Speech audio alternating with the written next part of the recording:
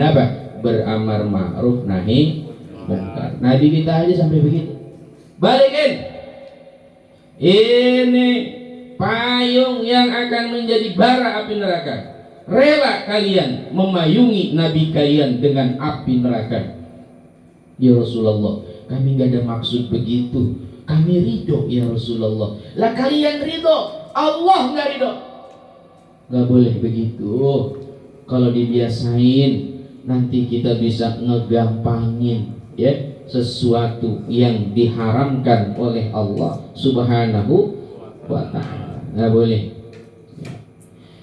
Asani yang kedua, wal amanatu, dan amanah mughannaman, menjadi harta rampasan. Tahu amanah Pak? Amanah itu dari orang. Ya, ibarat orang ngasih titipan, tapi ternyata yang dititipin bukan malah dijaga, tapi dimiliki. Ada yang begitu? Bang, nah, titip dulu nih. Mau nitip apa? Kambing 1. Alhamdulillah punya duit rezeki. Ente kan punya kambing tuh. Jadi 1 napa di situ tuh ya. Nanti kalau seandainya saya ada waktu, saya ambil lagi tuh kambing saya. Siap bos. Ternyata temennya nitip 1, kambingnya beranak pinak. Dari 1 jadi 2, 2 jadi 3, 3 jadi 10. Karena banyak. Tiba-tiba dalam kurun waktu 2 tahun dia datang lagi, bang saya mau ngambil kambing saya. Mana kambing saya? Ya, diambil lagi tuh kambingnya. Ini bang kambingnya tuh. Lah itu beranak apa kagak? Beranak. Berapa jumlahnya? 2 tahun. Ya, kurang lebih dah. Ada 10 biji itu. Itu punya saya. Tuh gitu ya. Itu punya saya. Kambing abang 1 dititipin nama saya, berarti yang diambil 1. Ambil tuh kambingnya. Anaknya punya saya. Nah ini kalau begini nih, berarti apa?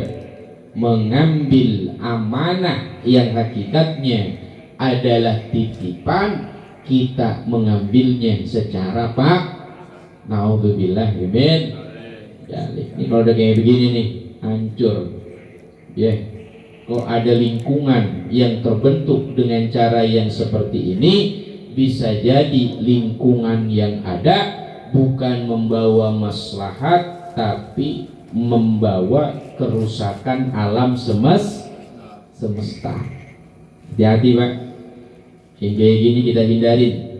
Jangan kita mempraktekkan bentuk daripada amanah yang diberikan oleh seseorang, kemudian kita justru mengaku-aku amanah yang diberikan dari orang lain. Bang, titip bini. Lama-lama jadi bini lo. Gak boleh. Ya, haram. Awas. Gak boleh. Semuanya harus berpegang kepada nilai-nilai yang diajarkan oleh Allah Subhanahu wa ta'ala. Wazakatu mugharraman, zakat bisa kemudian bukan lagi menjadi bentuk sedekah wajib, tapi berubah menjadi benda. Zakat yang harusnya diberikan untuk kaum muslimin, karena kita punya kelebihan harta, tiba-tiba dikeluarkan semata-mata untuk membayar pajak. Gak boleh. Kalau zakat ya zakat, pajak ya pajak. Kaum muslimin punya kewajiban untuk memberikan sedekah, sedekahnya harus dikeluarkan, karena itu bentuk daripada kewajiban. Ini justru malah dibuat bukan menjadi kewajiban, tapi menghilangkan beban. Ya kalau ini disebutnya apa tuh? Penggelapan pajak.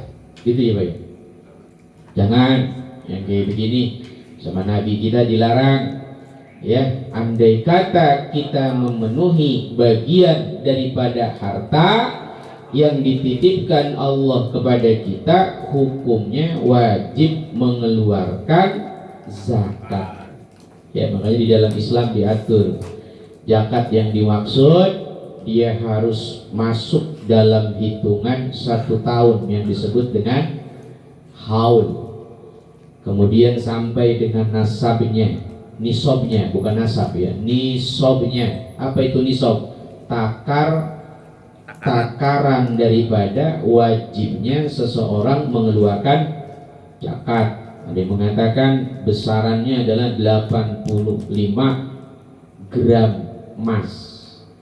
1 tahun Bapak kira-kira dapat duit sebesar itu apa enggak? Sekarang 1 gram emas berapa?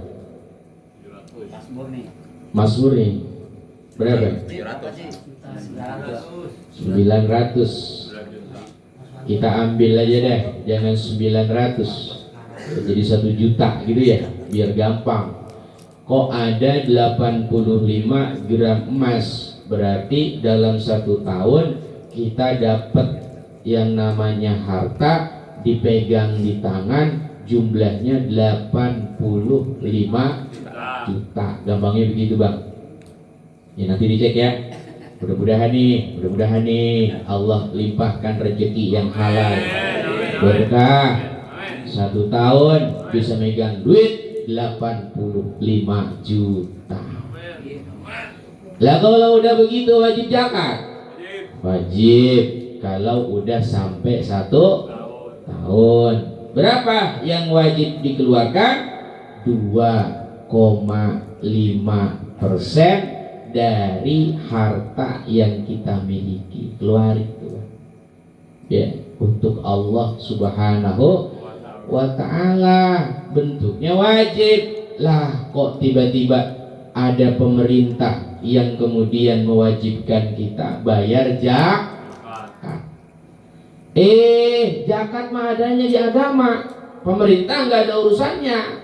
Yang ada pajak. Lah kita punya pikiran, daripada buat zakat mending saya buat bayarin pajak. Nah, ini gak boleh ya, itu namanya bakhil kuadrat. Dikasih sama Allah rezeki, dia malah berusaha untuk tidak mensyukurinya, bahkan mensiasati bagaimana tidak keluar harta. Naudzubillah min. Yang begini jangan ya bang ya, jangan ya. Kalau begitu pilih mana, jadi orang kaya apa jadi orang kismin? Jadi orang kaya, cuma yang mau berjuang untuk membayar zakat. Nah ini kita harapkan ya Pak ya, mudah-mudahan digampangin hati kita, diluaskan rezeki kita, luas juga kita punya ilmu, luas juga kita punya hati. Lah kalau hatinya nggak luas, untuk ngasih orang lain itu susah Pak ya. Kalau nggak luas, boro-boro mau ngeluarin zakat, ngasih sodakoh sama orang aja susah ya. Ini bagian daripada yang ketiga. Kemudian yang keempat, wa ita'ur rajuli zaujatahu. Ada suami, seorang laki-laki yang nunut ngikut aja sama bininya. Nah, ini kiamat ya, kiamat. Maksudnya gimana Ustaz? Maksudnya seorang laki-laki yang takut sama istri. DKI di bawah ketiak istri. Maksudnya apa? Apakah itu bukan tanda sayang, mahabbah, cinta kepada istri kita? Bukan Pak. Itu tanda kita lemah menegakkan amar ma'ruf nahi munkar. Kullukum ra'in wa kullu ra'in mas'ulun an ra'iyatih. Tiap-tiap kita ini pemimpin. Nanti masing-masing ditanya tentang pertanggungjawaban kita, kepemimpinan kita di hadapan Allah sama istri ya bang ya. Kan kita ini punya kewajiban. Kewajibannya apa? Menyuruh istri kita taat kepada perintahnya Allah. Contoh nih Pak, contoh, mohon maaf, Mudah-mudahan nggak ada ya Pak ya. Bini kita itu senangnya bersolek. Kalau udah bersolek, cantik andai kata di luar, kalau di dalam rumah nggak pernah dandan. Tuh. Senengannya buka jilbab, rambutnya tergulai kemana-mana. Pakaian yang dikenakannya nggak mau yang syar'i, menutup aurat. Tiba-tiba bapak jadi suaminya. Tuh, kita bilang sama bini kita, Bu itu baju, ya jangan sampai begitu napa? Apa sih Pak? Lah itu tuh pecacang pecetot kayak begitu. Kemana-mana, ya Allah Bune, tutup napa itu tuh bagian dadanya. Lah bapak kalau begitu caranya nggak saya kasih jatah nih ya. Oh. Akhirnya suaminya bilang, alah daripada nggak dikasih jatah lah jangan.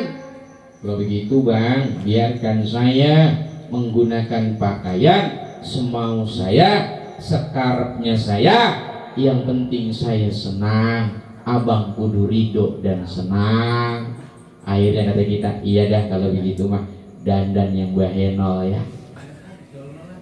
Oh. Akhirnya suami mengikuti istri. Boleh nggak begitu? Nggak boleh.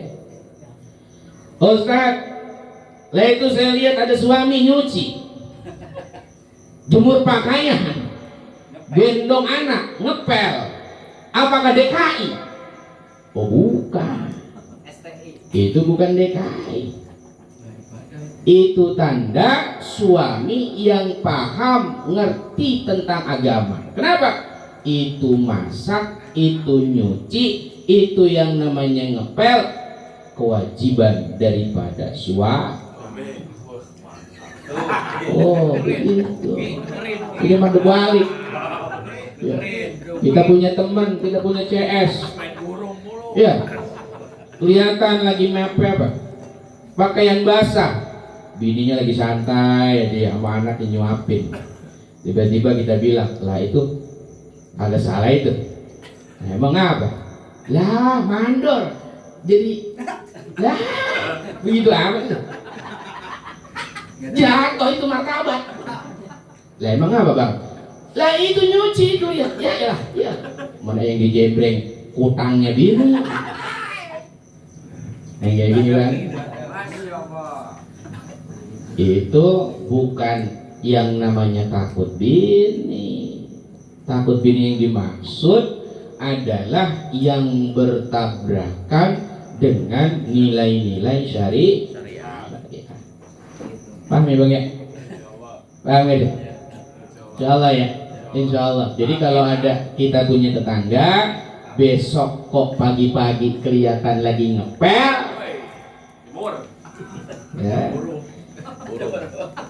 itu harus diapresiasi bahwa dia seorang laki-laki yang sayang cinta sama bukan takut. Gitu. Ini mah kadang-kadang diledekin bisa-bisa. Jadi laki kagak ada wibawanya pisan loh, ya masuk geng ternyata geng goes, jangan dah besok keluar loh. Nah emang apa?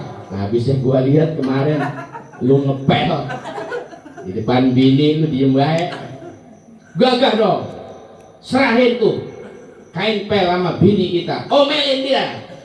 Nggak bisa begitu, berarti salah kap. Jadi tahu ilmunya ya Pak ya. Maksudnya apa itu? Ada hak daripada suami istri yang diatur di dalam Islam. Gitu. Nah, apabila laki-laki taat kepada istrinya, ummah, dia menjadi durhaka sama ibunya sendiri. Tuh, biasanya tuh ya disebut laki takut sama bini. Kalau kita punya rezeki, kita kadang-kadang digadang-gadang, diomel-omel, dirasanin bini, kita malah ngikut apa kata bini. Bang, punya rezeki, jangan suka ngasih duit sama emak napa. Kita gepan masih miskin, bocah masih butuh sekolah. Saya juga gak pernah beli baju.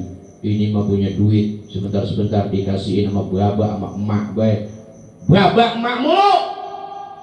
Kapan giliran saya dapat rezeki? Nih tanda berarti kita takut sama istri kita. Islam gak ngebolehin. Tanggung jawab suami. Andai kata memiliki orang tua yang masih hidup, nafkah mereka ada di dalam pundaknya kita sebelum memberi makan anak, sebelum ngasih makan istri. Begitu. Ini akhirnya apa? Kita nggak pernah pulang kampung. Udah diancam mulu sama bini, lu kalau pulang kampung. Tahun kemarin nggak pernah datang ke tempat saya, ke emak baik, ke babak lu baik. Pokoknya kalau begini caranya, putus. La ilaha illallah. Bagus. Lah sorry coy. Apa-apaan lu ngomong kayak begitu? Dibilangin gua lebih sayang sama orang tua gua. Lah emang di Islam ngajarinnya kudu muliain orang tua. Lah kalau suruh milih, pilih orang tua apa milih istri? Lebih milih orang tua. Tinggal pilih neng, mau dibalikin apa mau sabar sama abang. Kalau engkau takut sama Allah, muliain orang tua kita. Gitu. Bini kita keluar rumah tanpa izin, pulang sebentar-sebentar ngambek. Misalkan nih bang ya, misalkan doang ini mah, mudah-mudahan nggak ada. Itu kalau udah ngambek, nggak izin keluar rumah. La ilaha illallah. Begitu ditelepon, di mana lu neng? Di rumah mertua, kagak ada. Di mana lo? Kagak taunya di rumah orang tuanya sendiri. La ilaha illallah. Kok nggak bilang izin sama abang neng? Coba. Berarti istri nusuz, arti nusuz durhaka lantaran meninggalkan rumah tanpa izin suami. Itu orang tua tuh yang ada tuh wajib ngembaliin anaknya kembali kepada suaminya gitu. Ya Allah neng, lu datang kemari ya, babak ngeliat lu nggak sama suami, lu balik dah lu ada masalah apa sama laki lu, balik sono balik. Kalau nggak mau balik, babak yang nganterin lu balik gitu. Berarti punya mantu, punya calon mertua yang begitu cakep, insya Allah dia ngerti agama. Tapi kalau dipanas-panasin, ngapa lu neng balik kemari? Si AA mak galak banget sama saya. Tuh ngomongnya udah kagak. Tiba-tiba kita datang ngejemput bini kita diomelin sama bapak mertua. Itu udah nggak benar. Itu udah nggak benar. Ya. Maka mau tidak mau bertindak tegas sebagai seorang suami, mengatakan mau nganut surga ke siapa? Ke emak, surganya udah ada di abang. Seorang istri punya ridho dan surganya ada di ridho suami. Itu begitu Pak. Dulu di zaman Nabi ada orang, beliau ini punya keluarga meninggal, suaminya berangkat kerja. Kata suaminya, neng, abang mau berangkat, jangan kemana-mana. Kalau abang belum pulang, tolong jagain di rumah. Samina wa ta'na ya bang ya. Ternyata orang tuanya meninggal. Datang ke rumah, ngabarin, neng, babak meninggal. Tengok. Ya gimana mau nengok, laki saya lagi pergi kerja, saya belum dapat izin, belum ada HP zaman dulu. Saya nungguin laki saya pulang. Lah kalau nunggu laki lu pulang, babak lu kapan dimakaminnya? Pulang, tengok tuh babak. nggak bisa, saya nunggu laki saya. Coba, Islam begitu. Ya, begitu orang tuanya dikafanin, dimandiin, disolatin, masih dipanggil lagi ke anaknya, mau nengok enggak buat yang terakhir. Jenazah mau dimasukin ke liang lahat, maafin, saya nggak bisa nengok bapak. Suami saya bilang saya nggak boleh keluar rumah, saya harus nunggu di dalam rumah. Masya Allah, tetangganya pada ngomong gimana Pak? Kebangetan banget itu perempuan, orang tuanya meninggal lah kagak mau dijenguk. Itu gak punya adab, gak punya etika. Saya laporin nanti sama lakinya. Lakinya pulang, orang pada ngomong kalau istrinya gak mau keluar rumah, nungguin suami. Suaminya malu, gak diomongin orang, lapor sama Rasulullah, ya Rasul, gimana saya punya istri begini banget nih, kenemenan. Apa kata Rasulullah? Istrimu sudah benar, dia adalah wanita solehah. Asbab daripada taatnya kepada suami, orang tuanya dimuliakan dengan surga hari ini. Sallallahu ala Nabi Muhammad.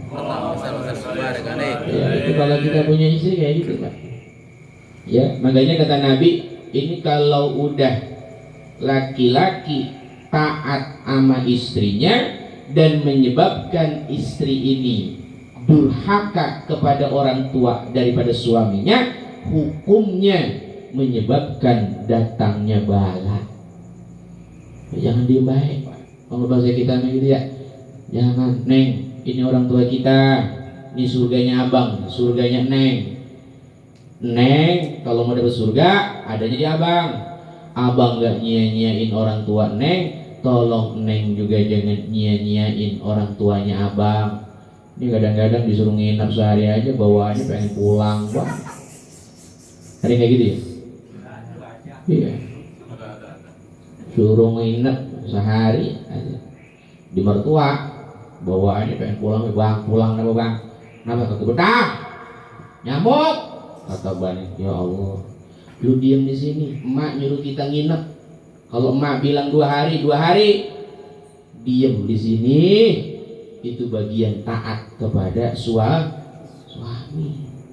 Enggak, kadang-kadang justru malah apa? Pulang, suaminya dibiarin nginep. Lu pilih mana bang? Pilih gua apa pilih emak lu? Ini najis lu, dia begini. Nggak boleh bang. Ya, memang masalahnya sensitif, tapi mau gimana lagi? Nabi kita mengatakan kalau ini terjadi, bisa jadi nanti bala musibah akan kena kepada kita. Naudzubillah min dzalik. Kemudian yang keenam, wa barrun shadiqah. Dan yang keenam, dia menjadi orang yang baik sama teman-temannya. Wajaffahu abahu, sementara dia durhaka kepada ayah-ayahnya. Kalau bicara tentang teman nongkrong, itu ada istilah setia sekata, sehidup semati. Ya bang ya, betul nggak? Punya geng. Pokoknya kalau udah punya hajat, ya patungan, satu orang 20.000, itu kudu bin wajib harus ada. Temen yang gak punya duit ditombokin, lu gak punya duit, gua tombokin sama gua. Buangganya kamu. Lah buangganya minta 20.000 kagak keluar. Ada yang begitu? Lebih cinta sayang sama temen dibandingkan cinta sayang sama orang tua. Hati-hati juga nih bang, ini katanya dosa ini. Yang begini nih bisa menyebabkan munculnya bala, ya, musibah dari Allah Subhanahu wa ta'ala. Allah nggak senang. Bagaimana mungkin orang yang memuliakan orang lain ternyata melupakan orang yang lebih berhak untuk dimuliakan. Hati-hati, jangan kesohor. Kita ada istilah tekor asal sohor ke yang lain. Yang penting dikenal sebagai orang yang apa?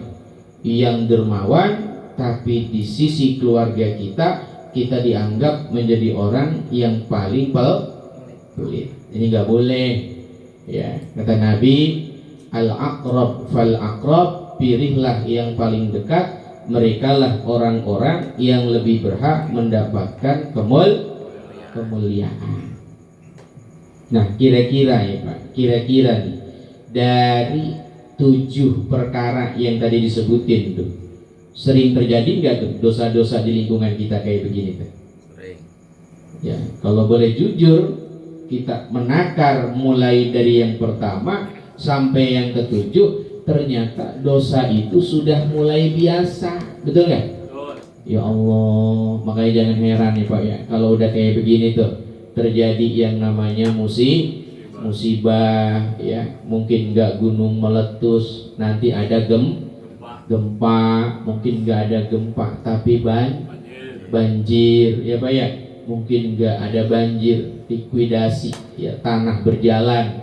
Ya Allah, itu ada tanah jalan. Ya, saya pernah jalan-jalan ke Majalengka. Itu di Majalengka Pak, satu kampung itu nggak bisa ditempatin. Kita masuk ke kampung itu tuh, jalan itu udah kayak apa tuh? Gelombang. Langsung mual Pak, mual, masuk ke situ tuh mual. Pala puyeng. Kenapa?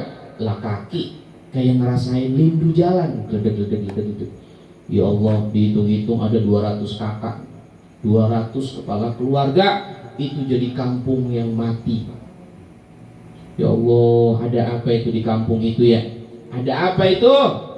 Bisa jadi nih, bisa jadi dosa yang tadi dikatakan oleh baginda Nabi ada di tengah-tengah wilayah itu, dan kita berdiam diri dari beramar ma'ruf nahi munkar. Jangan ya, ini kalau bisa nih ya, 7-7-nya hilang semua ya. Mudah-mudahan keluarga kita diharmoniskan oleh Allah menjadi keluarga yang sakinah, mawaddah, warahmah. Kemudian kita lanjutkan yang ke-8, wartafa'atil aswatu fil masajid, diangkatnya suara-suara di dalam masjid, diangkatnya suara itu lil adawah, semata-mata untuk permusuhan. Masjid bukannya jadi tempat ibadah dibangun atas dasar ketakwaan, tapi dibangun untuk saling menjatuhkan. Kalau sampai ada masjid kok menjadi sarana smackdown, berantem berjamaah di sono, berarti kiamat terjadi. Ya, bahasanya kita, masjid dibangun hanya untuk takwa. Sampai-sampai Nabi pernah ada orang kehilangan barang, kehilangan barang. Kata Nabi ditanya, nyari apa bang? Saya nyari barang saya nggak ketemu. Lah, ingat-ingat lah hilangnya di mana? Kayaknya di masjid. Kata Nabi, mudah-mudahan nggak ketemu. Mudah-mudahan nggak ketemu. Nyari barang di masjid, barang hilang. Oleh Nabi dikatain mudah-mudahan barang hilangnya nggak ketemu. Loh, kenapa begitu? Kalau hilang di masjid, jangan sampai dibedain dengan hilang di luar masjid. Masjid punya tempat yang berharga, keramat dibandingkan tempat yang lain. Jangan takut sama barang hilang. Kalau udah di masjid, diganti sama Allah dengan ganti yang lebih baik. Ini kehilangan di masjid, sedihnya minta ampun. Salah. Luangkan hatinya, karena masjid punya kemuliaan tersendiri di sisi Allah. 1 rakaat di rumah pahalanya 1, lah di masjid 27. Lah kenapa jadi takut sama kehilangan? Sama Nabi didoain nggak ketemu barangnya. Ya Allah Pak, coba bayangin tuh, nyari barang aja didoain nggak ketemu. Di masjid nggak boleh bertransaksi jual beli. Yaitu bagian daripada adab masjid. Nanti cerita bab daripada adab masjid. Makanya ketika masjid jadi tempat sarana jual beli, itu dilarang. Kenapa? Dijual beli kadang-kadang terjadi yang namanya gharar. Apa itu? Jual beli yang rusak, saling menipu, ngurangin timbangan, sementara engkau menghadirkannya di lingkup jadi masjid kita nggak boleh, ya nggak boleh tiba-tiba jual promo produk, ya dibikin standnya ternyata ada di lingkungan masjid. Kalau di luarnya boleh, kalau di dalam masjid nggak boleh. Jangan keluar aja bang, ya keluar, nggak boleh jual beli di dalam masjid. Ada tukang peci jualan di masjid, nggak boleh. Ya dulu ada masjid yang jualan gitu, gimana Ustaz? Ya wallahu alam, mungkin DKM-nya perlu ditatar, kudu belajar lagi kemuliaan daripada masjid. Yang saya katakan, ada kadang-kadang tempat masjid yang justru menyediakan sarana berjual. Ada nggak? Ada banyak. Nggak boleh, jangan. Ya Allah, itu saking apa itu? Mulianya bayangin, kata Nabi, orang yang junub, posisinya nih kita belum mandi basah, bapak semalam mimpi basah, ya tiba-tiba bapak ada perlu ke masjid, karena kita pengurus DKM, ada yang ngasih tahu, bang itu tuh kerannya bocor, bapak datang ke sono belum mandi junub, haram. Masjid beda sama rumah. Mau kita nggak mandi junub, diem di rumah nggak apa-apa. Tapi kalau masjid, kita kudu keluar dari masjid itu. Nggak boleh pak, lagi junub kita ada di masjid, dosa. Ya Allah, apalagi dijadikan sarana untuk saling menghakimi. Bahasanya itu apa? Mengkafir-kafirkan saudaranya sesama muslim. Nggak boleh, ya nggak boleh. Makanya polisi datang ke masjid, copot sepatunya, kita pakai sendal, copot sepatunya. Kalau lagi di masjid, jangan bikin musik remix. Masjid lagi ngecat, musiknya remix, ya nggak boleh. Kenapa? Disesuaikan dengan kondisi daripada kemuliaan masjid. Bahkan ulama kita ada yang sampai mengharamkan main hadroh di dalam masjid, haram. Itu, ya, main hadroh, rebana, nggak boleh. Di luar masjid boleh, di dalamnya nggak boleh, haram. Nih, ulama-ulama sampai sebegitunya, walaupun ranah itu masih ikhtilaf, masih ada yang menyatakan sebagian boleh, yang mengatakan tidak boleh. Artinya apa? Saking memuliakan yang namanya masjid jangan jadi sarana untuk saling menjatuhkan antar pengurus, nggak boleh.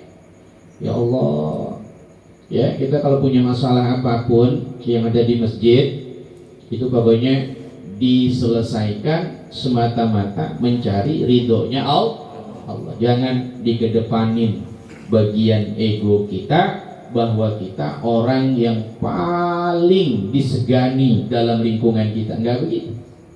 Tapi diambil bagian yang lebih mendekatkan kita kepada takwa. Ya, makanya orang politik nggak boleh masuk masjid, nggak boleh. Orang politik biasanya ngomong macam-macam baik, ngomongin dunia, nggak boleh di masjid ngomongin dunia, nggak boleh. Ya, keluarin. Pokoknya siapapun yang udah kaitannya dengan jalur politik boleh masuk ke dalam masjid sebagai jamaah, nggak boleh sebagai apa?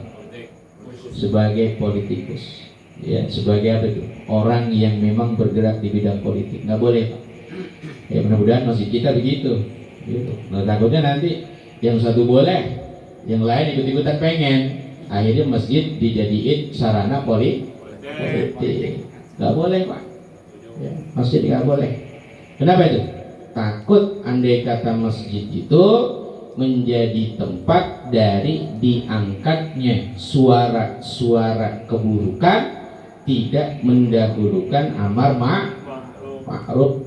Ya kalau udah kayak begini, ya siap-siap aja nanti akan dikenai bagian yang tidak pernah biasa diberikan oleh Allah. Wa kana za'imul qaum ardhaluhum. Ada umat Nabi nanti orang yang bejat, orang yang rusak akhlaknya diangkat jadi pemimpin.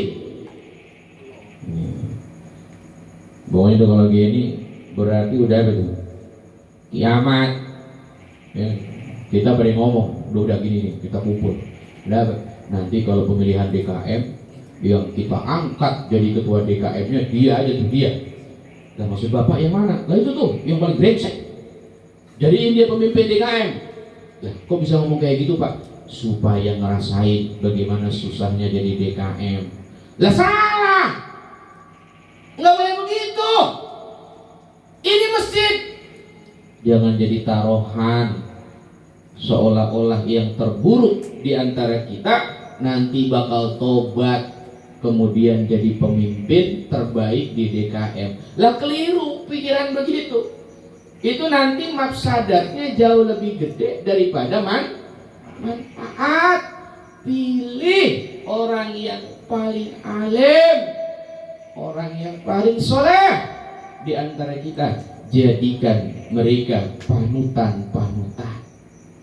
Nah, ini bahaya nih, Pak. Kadang-kadang ada yang milih kayak begitu. Berarti milihnya bukan disertai lillah kayak begitu mah. Apa tuh? Sentimen. Biarin. Nanti kita jadi dia tuh ketua.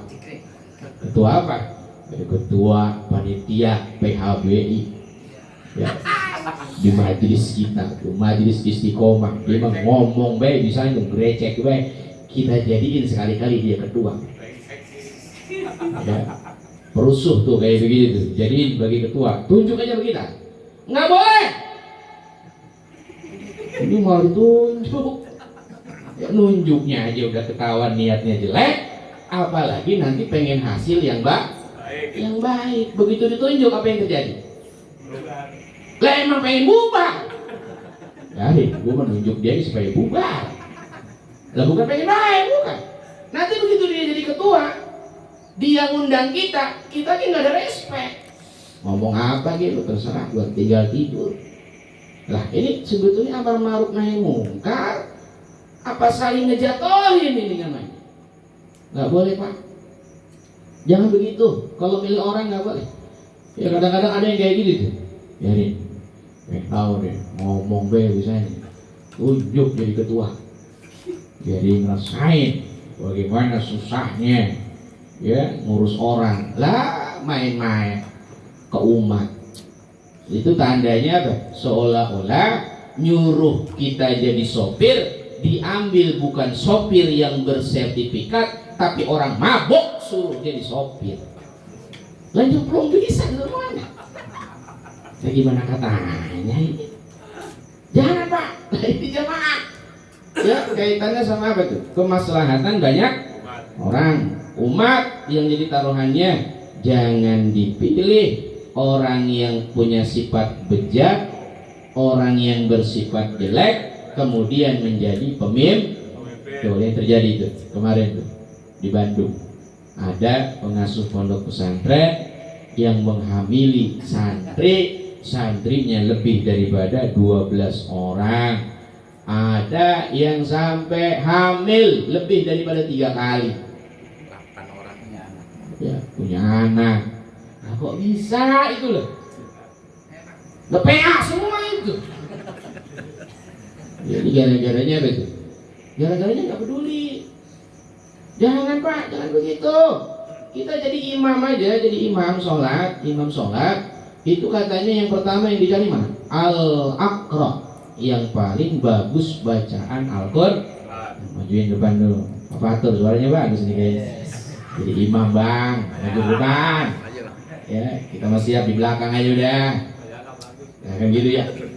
Kalau misalnya contoh doang ini mah. Nah, Bang Ipul suaranya pas-pasan, mendem pisan. Suaranya nggak keluar gitu maksudnya. Ya, jadi imam.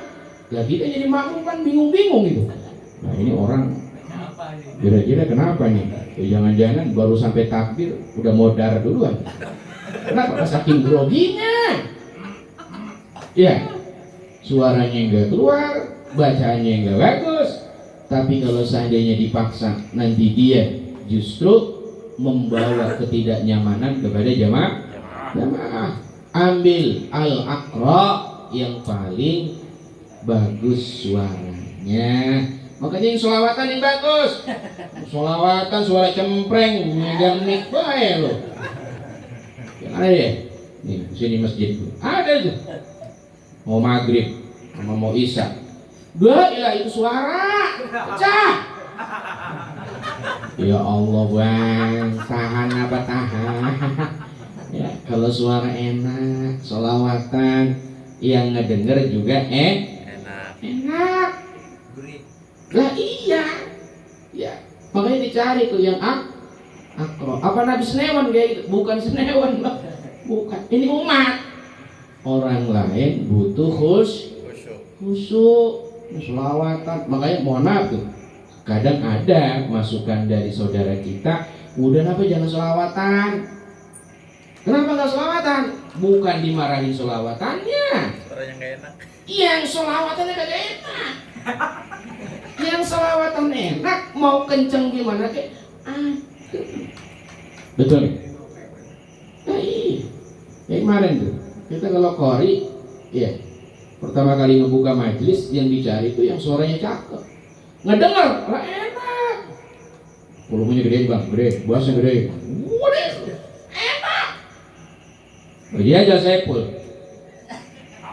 Enak. Ngaji Quran. Ya, suaranya misalkan belentong, kenceng pisan. Ya, yang ada di udahan apa? Udahan. Oke. Nah, gitu kan. Ya, Al-Aqra, cari yang paling bagus suara. Nanti yang kedua baru tuh Al-Afqah, yang lebih paham Oke. Nanti udah paham fikih, didapat ternyata kiri kanan nggak ada orang, cari al-awraq yang paling warok. Siapa yang akhlaknya paling bagus tuh di sini tuh. Jadi imam, ayo bang, imam suara yang bagus kagak ada ini. Yang alim orangnya belum datang. Lu nih kayaknya nih tua nih, ya insya Allah nih kayaknya nih. Jadi imam ayo. Yang muda mundur, yang muda mundur. Yang tua yang dijadiin imam. Tua kagak ada, muda semua. Gimana nih? Siapa yang jadi imam? Cari yang bininya paling cantik. Tuh. Ya. Jadi siapa yang bininya paling cakep di antara ini? Hobibah ya, Hobibah. Sensus. Kira-kira bini siapa? 3 kakak 4 yang paling cakep. Apanya? Parasnya. Kok bisa begitu ya? Karena orang yang punya wajah cantik lebih banyak menyimpan fitnah dibandingkan yang biasa-biasa saja. Ya, kita punya bini biasa-biasa aja, insya Allah fitnahnya juga biasa, gitu bang. Tapi kalau punya bini cakep, fitnahnya jauh lebih gede. Pilih yang paling cakep. Kalau dia kayak gitu, masya Allah. Nah ini agama ya Pak ya. Ada lagi ulama yang mengatakan pilih orang yang paling pertama menempati wilayah yang ada di tempat itu. Siapa yang paling tua di sini? Yang pertama kali nempatin perumahan di Kakap 5 ya Pak Jun. Nah Pak Jun jadi imam. Imam dia. Ya, kita belakangan. Lain paling pertama, yang lainnya apa dan baru. Jangan jadi imam mendahului Pak Jun. Gitu. Kecuali ya gitu ya, Pak Junnya nanti nyerahin lagi gitu. Dan saya, gua tunjuk lo, nah, baru diambil orang yang ditunjuk. Nah gitu Pak ya. Nah ini kata Nabi, kalau seandainya dibiarkan maka akan terjadi yang namanya balaya, bahaya. Kemudian akramur rajul mukhafatan syarru, seseorang yang memuliakan laki-laki semata-mata lantaran jeleknya bagian daripada perangainya. Bapak takut banget sama orang itu Pak, kayaknya hormat amat. Bang, mau kemana bang? Kerja. Ayo bang. Bodohnya sama preman. Gitu. Lah kita muliain orang bukan muliain akhlaknya, muliain orang justru karena kedangkalan daripada akhlakul karimah. Nggak boleh, berarti preman gitu bahasa kasarnya. Jadi jawara. Waduh, orangnya ngambek kan. Ini kalau nggak kita hormatin, bahayanya kita mati modal. Ya, setiap kali ketemu, cium tangan bolak-balik. Lo kenapa bisa cium tangan bolak-balik begitu? Bang, kalau nggak begitu bang, langsung bang, dicecer kita habis-habisan. Nah itu nggak boleh, nggak boleh. Islam melarang kayak begitu. Kenapa? Nanti bisa jadi kezolimannya semakin menjadi-jadi, tidak satu orang yang terkena, tapi juga banyak manusia, sehingga kita harus memberhentikan bagian daripada keburukannya. Wa syarabul khamri, minum minuman khamr merajalela di mana-mana. Udah jadi biasa. Kalau udah khamr disebut ummul khaba'is, jinah akan terjadi gara-gara khamar ya Pak ya. Mabok biasanya menyebabkan orang senang berjudi. Judi akhirnya bisa terjadi gara-gara senangnya khamar. Kalau khamar udah dibiarkan, merajalela keburukan-keburukan yang ada di sekeliling kita. Makanya RT RW ini kudu apa tuh? Waspada, ini bocah kecil kayak gini nih. Minum khamar kagak, ngelem. Bawa lempok, wah lu. Mau ngapain lu bawa lempok? Dan Aibon dibawa-bawa kemana-mana. Nggak taunya buat apa Pak? Buat mabok. Ya, kalau minum kemahalan. Akhirnya beli apa? Beli lem. Diapain tuh Ustaz? Pengen tahu bahaya lagi. Nggak boleh. Coba itu anak-anak kita tuh, kadang-kadang ya Allah pada nongkrong, ya paling sekolahan kita nih ya, sekolah kita paling rawan nih. Anak-anak kita kadang-kadang ya Allah pada kumpul, pada ngapain? Dan itu kita yang jadi lingkungan, kudu bin wajib memberikan ultimatum kepada pihak sekolah minimal Pak, ini lingkungan saya nih, saya nggak mau terjadi hal-hal yang tidak diinginkan. Anak-anak pulang sekolah suruh bubar. Nggak boleh ada yang tinggal di sekolah. Ya kan ujung-ujung belakang begitu, main rokok, buang rokok, ternyata ada minuman, nggak minuman, ngelem, ya ada kayak begini deh. Ya bahaya. Kemudian labsul harir, memakai pakaian sutra. Perempuan boleh, laki-laki di zaman akhir kadang-kadang justru bersolek layaknya perempuan menggunakan pakaian-pakaian perempuan. Nggak boleh. Ya, sudah cerita itu. Tetangga ngomelnya minta sama anak, digebukin be anaknya. Akhirnya dibilang sama apa? Sama RT. Anak saya digebukin baik. Dia lapor sama RT. Pak RT, ayah saya galak, saya digebukin mulu. Dipanggil bapaknya. Kate, gue bukan gak sayang sama anak. Ini bocah sebetulnya mah baik, akhlaknya bagus. senang sama syariat, selalu ingin menggunakan jilbab, tapi saya omelin, saya gebugin lantaran dia cowok pengen pakai jilbab tiap hari, dikotakin sama bapaknya, gebugin kayak gitu ya. Kenapa begitu? Karena menyerupai perempuan, nggak boleh. Labsul harir, jadi ada baju yang terbuat dari sutra, itu khususnya digunakan untuk perempuan, tapi digunakan untuk laki-laki. Lah kalau secara bagian daripada apa? Selain sutra, ya menggunakan emas, ya, kemudian apa? Cincin yang seyogyanya digunakan perempuan, tapi digunakan oleh laki-laki. Yang kayak begitu bang, diomelin, gitu. Ini anak siapa lu tau? Itu cincin di sini ada, ketindik itu ya. Nah itu kalau seandainya kita punya konsep amar ma'ruf nahi mungkar, kita omongin tuh. Bapak lu siapa? Pak Anu. Tinggal di mana lu? Tetangga kita ternyata ya. Maka 4 panggilin bapaknya. Bang, sini. Kenapa? Tuh anak abang tuh. Dia pakai cincin di sini. Nggak boleh. Perempuan yang pakai gini perempuan pakai anting. Ya Allah, ya. Apalagi nggak pakai anting, gunain rambutnya bang, rambut mohak, habis belakangnya habis, di sini ada muncul ke atas, rambut mohak, pang, anak pang, ya nggak boleh. Aduh, lo ini kayak begini kiamat nanti nih, kiamat, jangan, ulangin. Ini pakainya amburadul kayak begitu, ini nggak boleh. Ya.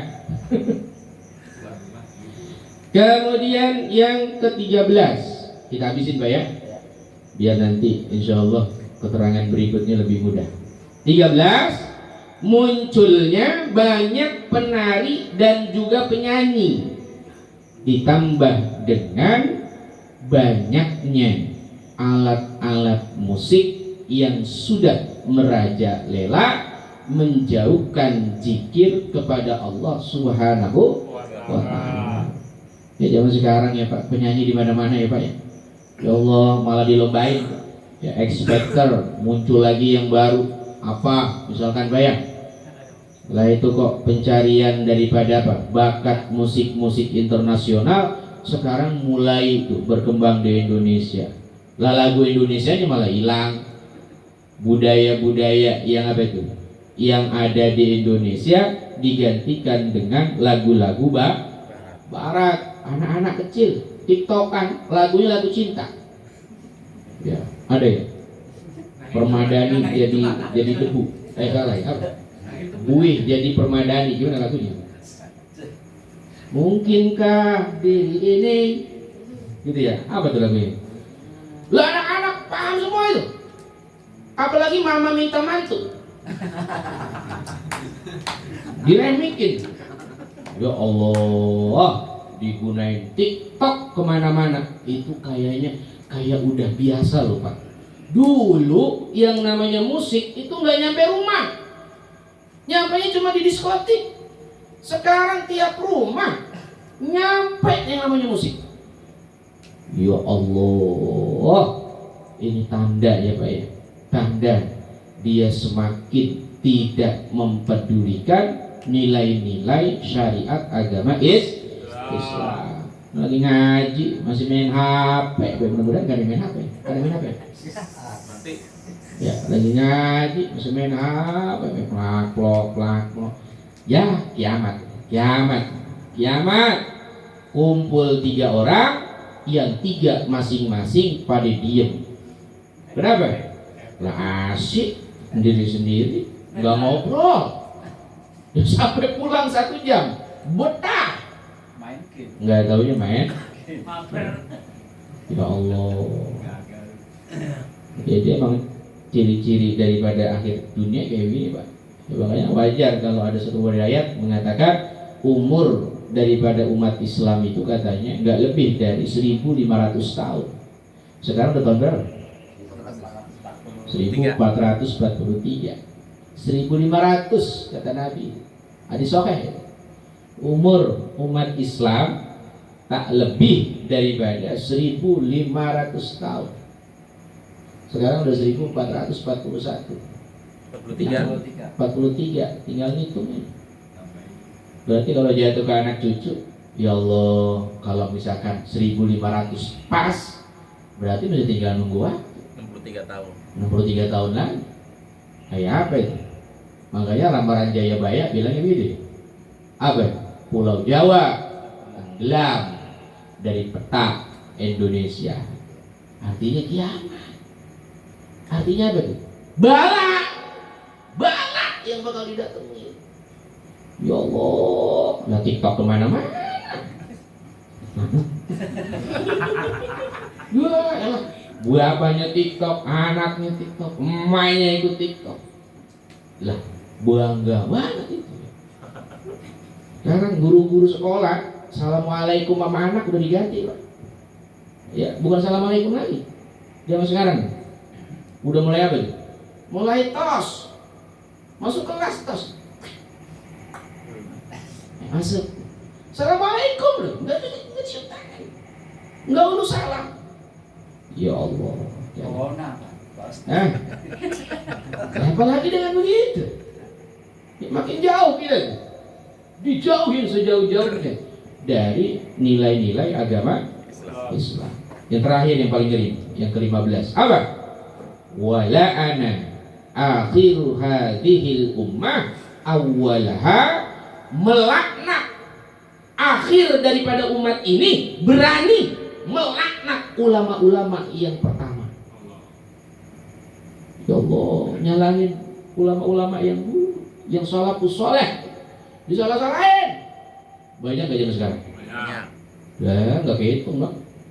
Coba deh, kalau kita salah ngaji, itu gampang banget. Baru belajar dari majelis Facebook ya, waktu kuliah, itu udah berani nyalahin ulama yang kelasnya itu udah kelas nasional.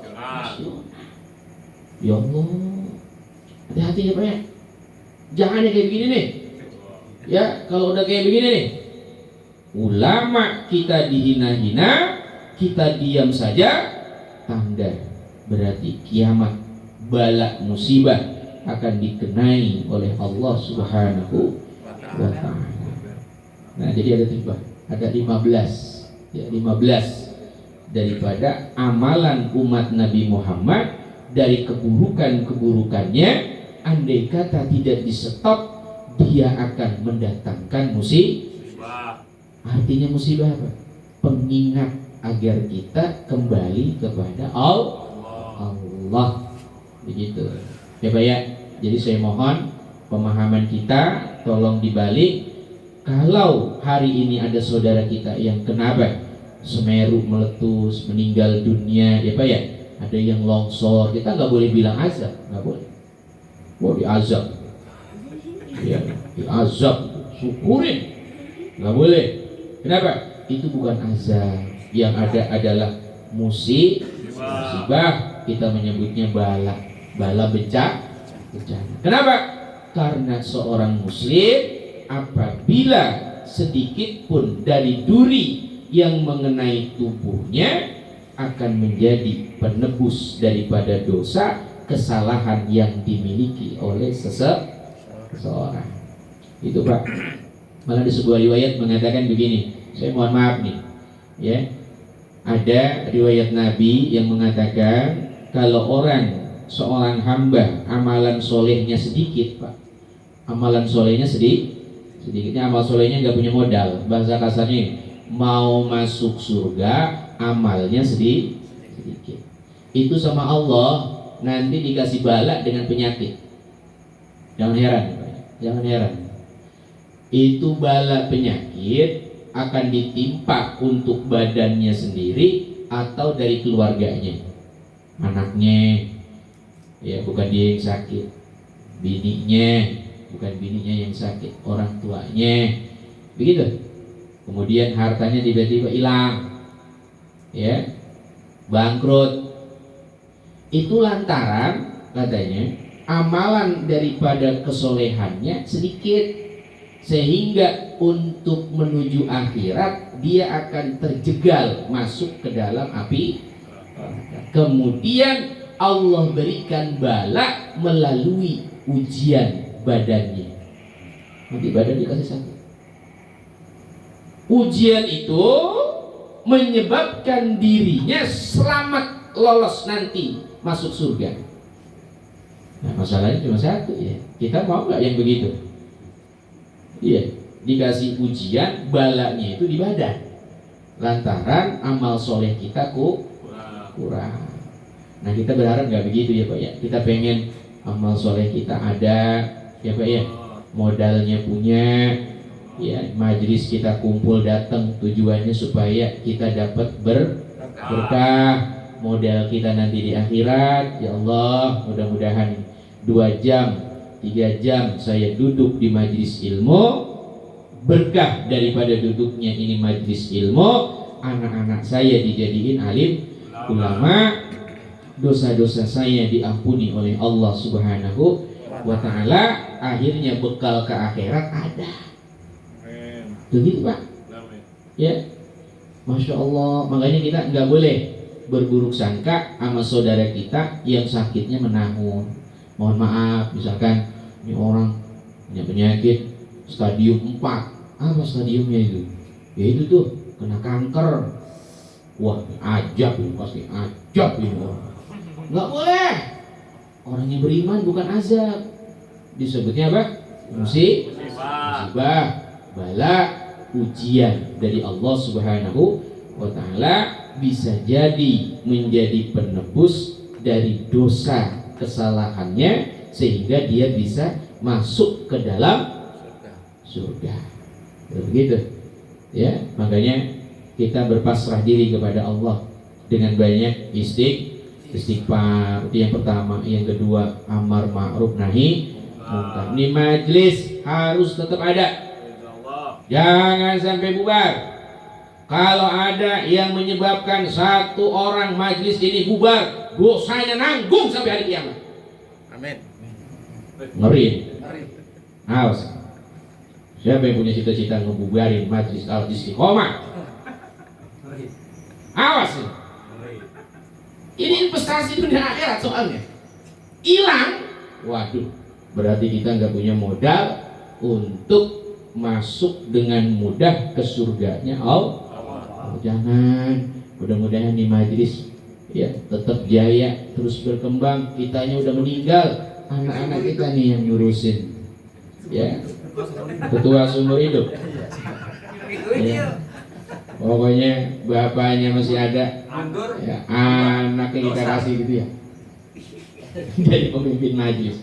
Nah itu bagus begitu Pak ya, bagus. Artinya apa? Ada keinginan untuk melakukan apa? Fastabikul khairat. Kita melakukan perlombaan di dalam kebaikan. Tapi jangan jadi orang yang menyebabkan majelis ini bangkrut, udahan, nanggung dosa lu. Iya beneran, nanggung dosa. Ya, makanya Bang Ipul jangan keluar dari majelis. Dosa nanggung Ya. 19 orang. Harus tetap istiqomah. Ya hadir dalam majelis. Masuk ke jurus. Gitu. Nah, bukan berarti diomelin begitu, bukan. Artinya kita punya tanggung jawab yang sama untuk menjaga majelis. Jadikan sarana ini sarana untuk beramal soleh. Ya, para bapak, ini yang bisa disampaikan. Mudah-mudahan ada hikmah, ada manfaatnya untuk kita bersama. Amin ya rabbal alamin. Ya, jangan takut dengan apa yang akan terjadi nanti. Ramalan jayabaya apapun itu, semua adalah terjadi dengan kodok dan kodarnya Allah. Jangan bingung. Aduh, rumah kalau begini mah jangan dibagus-bagusin. Kenapa? Datang gelap. Jangan mikir begitu. Bagusin. Ya, biar bagus. Punya cita-cita. Rasulullah sampai bilang gitu kan, kalau hari ini kiamat, besok Jumat, matahari terbit dari barat, kok masih bisa nanam yang namanya sayuran, tanam sayuran. Jangan berhenti, untuk berharap rahmat Allah Subhanahu wa ta'ala. Gitu. Oh, kenapa jadi takut sama ramalan Jaya bahaya? Ya, takut sama ramalan Indonesia bakal tenggelam. Jangan. Kita orang beriman. Kita masih berjuang. Ada di Majlis Al-Istiqomah. Kalau tenggelam ya tenggelam bareng dah pokoknya beda. Ya abong iya. Iya lagi ngaji tiba-tiba apa? Longsor. Agak dah. Mudah-mudahan mah. Kenapa? Karena kita termasuk orang yang sedang berjihad di akhir zaman untuk menegakkan kalimat la ilaha illallah. Nah itu Pak ya, mudah-mudahan dikasih umur panjang, dikasih sehat walafiat, amin ya rabbal alamin. Para bapak, ini saja yang bisa disampaikan. Untuk pertanyaan nanti sambil ngopi ya, kita baca doa dulu. Setelah doa nanti kita buka forum tanya jawab. Kalau emang ingin bertanya satu dua hal yang ingin ditanyakan. Al-Fatihah. Alhamdulillah.